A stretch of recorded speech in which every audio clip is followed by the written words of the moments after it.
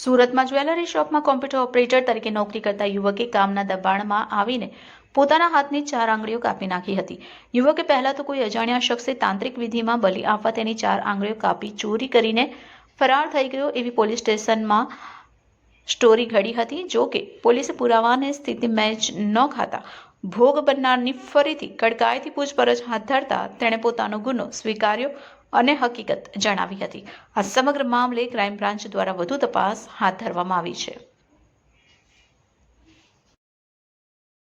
ગઈ તારીખ 8મી ડિસેમ્બરના રોજ અમરોલી પોલીસ સ્ટેશન વિસ્તારના એક વેદાંત સર્કલ પાસે એક મયુરભાઈ ઘનશ્યામભાઈ તારપરા રાત્રે ત્યાંથી નીકળતા હશે ને એમને ચક્કર આવી જતા એક જગ્યાએ બેસી ગયા અને એમને થોડી વાર પછી જ્યારે ભાનમાં આવ્યા તો એમનો મોબાઈલ, મોટરસાઇકલ બધું જ હતું, પરંતુ એમના હાથની 4 આંગળીઓ જતી રહેલી હતી. આ બાબતની એને તેમના મિત્ર તુરંત જાણ કરતા હોસ્પિટલ લઈ ગયા. કિરણ હોસ્પિટલમાં સારવાર કરાવી, ત્યારબાદ અમરોલી પોલીસને જાણ કરવામાં આવી હતી.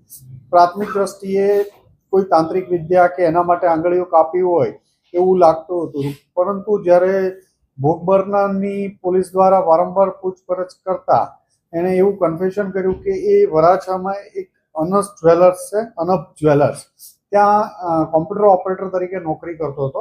આ જે જ્વેલર્સ છે એ એમના કોઈ સગા સંબંધીનું જ છે અને ત્યાં એને સ્ટ્રેસ ખૂબ રહેતું હતું, પ્રેશર રહેતું હતું કામનું અને ના નહોતો પાડી શકતો. એના જે પિતાજી છે ઘનશ્યામભાઈ, એના કોઈ સંબંધીમાં થતા હતા એટલે સ્ટ્રેસમાં આવી અને એણે પોતાની 4 આંગળીઓ કાપી નાખી.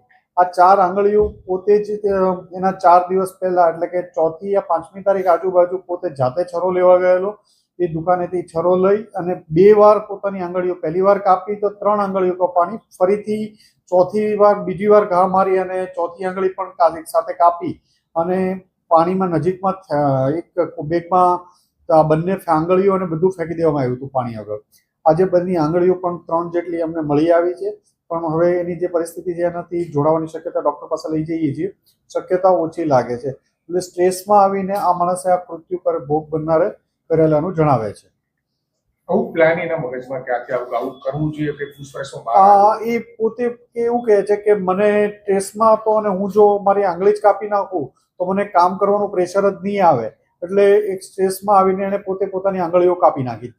સર, આ વાત કેટલી ઘરે ઉતરેલી છે? કારણ કે કોઈ પોતાની આંગળી શા માટે કાપે? અમે નથી થતું, અમે વારંવાર ખાતરી કરી, એની વાત ઉપરથી વિશ્વાસ નતો બેસતો, પણ પછી એને જ્યાંથી છરો ખરીદ્યો હતો એ જગ્યાએ ખાતરી કરી એટલે છરો મળી આવ્યો. જે વેચનાર છે એ માણસે કીધું કે આ ભાઈએ જ અહીંથી છરો લઈ ગયો હતો, એણે જે જગ્યાએ છરો ફેંક્યો હતો ત્યાંથી છરો પણ મળી આવ્યો અને પાણીમાંથી 3 આંગળીઓ પણ મળી આવી છે. એટલે એની વાત ઉપર અત્યારે પ્રાથમિક દ્રષ્ટિએ લાગે છે કે એ સાચું બોલે છે, પણ વધુ પૂછપરછ તો પણ એની ચાલુ છે. પોલીસને પહેલી શંકા ક્યાંથી ગઈ કે આ કેમ કે શરૂઆતમાં જે સ્ટોરી બનાવેલી હતી ત્યારબાદ પોલીસની વારંવારની પૂછપરછ, પછી એના ટેકનિકલ ડેટાનો એનાલિસિસ, એની એક્ટિવિટી, આ બધાનું સર્વેલન્સ કરતા કોઈ બનાવ બન્યો હોય એવું પ્રાથમિક દ્રષ્ટિએ લાગતું ન હતું કે આની આંગળીઓ કોઈ કાપીને લઈ ગયું હોય. સીસીટીવી ફૂટેજ પણ જોવામાં આવ્યા હતા એ પીરિયડ દરમિયાન, એની આગળ પાછળ પણ કોઈ જોવામાં નહોતું આવ્યું બંને તરફથી. તો એક શંકા એના તરફ હતી એટલે વારંવાર એની પૂછપરછ કરતા એને કબૂલ કર્યું. પોતાની જ આંગળી કાપવું કેટલું આશ્ચર્યજનક લાગે છે અને એની માનસિક સ્થિતિ કયા પ્રકારની છે? એ માણસ સ્ટ્રેસમાં આવીને કાપેલાનું પ્રાથમિક દ્રષ્ટિએ લાગે છે અને પોતાની આંગળી પોતે જ પોતાને નુકસાન કરવું એ ખૂબ આઘાતજનક અમારા માટે પણ છે.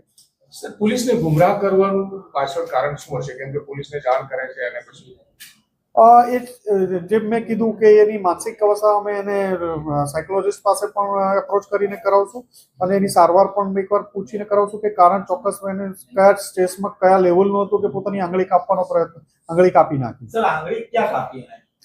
જે વેદાંત સર્કલથી આગળ જ્યાં એને જગ્યા બતાવી એ જગ્યા ઉપર એને પોતાની આંગળીની કાપીને ફેંકી દીધેલા.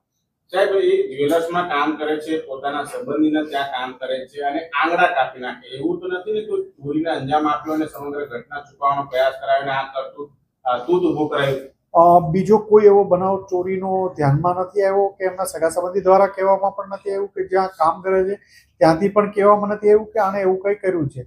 અને આ આંગળા કાપવાથી એને પણ પરમેનન્ટ ડિસેબિલિટીનું થઈ ગયું છે.